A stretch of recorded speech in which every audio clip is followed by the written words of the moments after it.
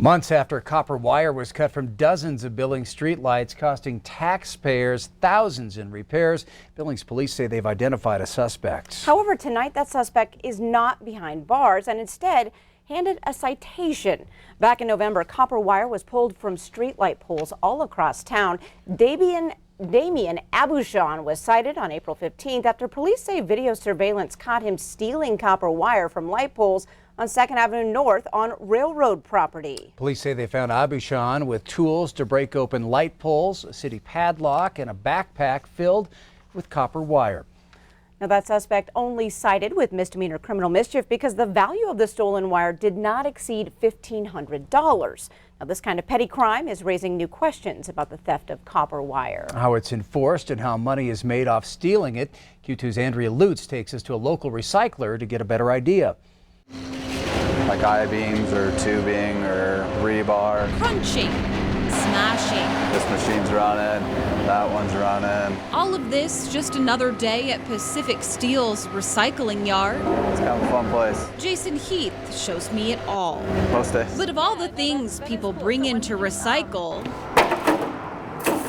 Copper's the higher valued commodity, so that's one people are probably going to choose to go after most. a commodity valued to thieves, so he watches for something he calls That's a pretty big red flag. So if somebody would bring in a spool of something like this, that's not a contractor, that's an immediate red flag to us. It's usually stolen from construction sites and downtown buildings, most recently taken from the light poles of some of Billings' most traveled streets. We don't want to take stolen items, we don't want to buy from those kind of people. Usually brought in here for that quick cash. Do you ask them where they got it? Those big quantities, we will ask them as kind of one of those preventative measures. And obviously if they start getting fidgety, or a common one is I found it at my grandpa's barn. In good faith, Pacific Steel checks for ID and tracks every item. We try to combat it the best we can, but at the same time, we can't question every customer what they're bringing in. You might think such a petty crime would be easy to crack. It's not serialized. It's been stripped from, the plastic cabling that would help identify it. And because the amount of copper caught at a time is usually so small, officers are bound by the constraints of the law, handing over only a misdemeanor citation with the hope the suspected thief will show up in court. Instead, what police say is the biggest loss: Quality of life offenses. Streetlights that aren't working.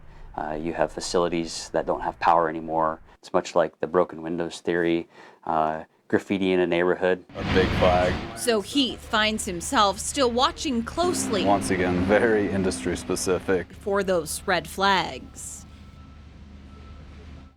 All right, so Russ and Janelle, this is a common theme. It has to do with the drug nexus is what police call it. Everything is intertwined in our community when it comes to these stolen goods. Copper wire is one of them. And also Pacific Steel and recyclers like that, they'll also see some of those parts for stolen cars, right? So we talked about that a few months ago and how there's some of those also happening in our community. So everything's kind of intertwined, but again, it all goes back to drugs.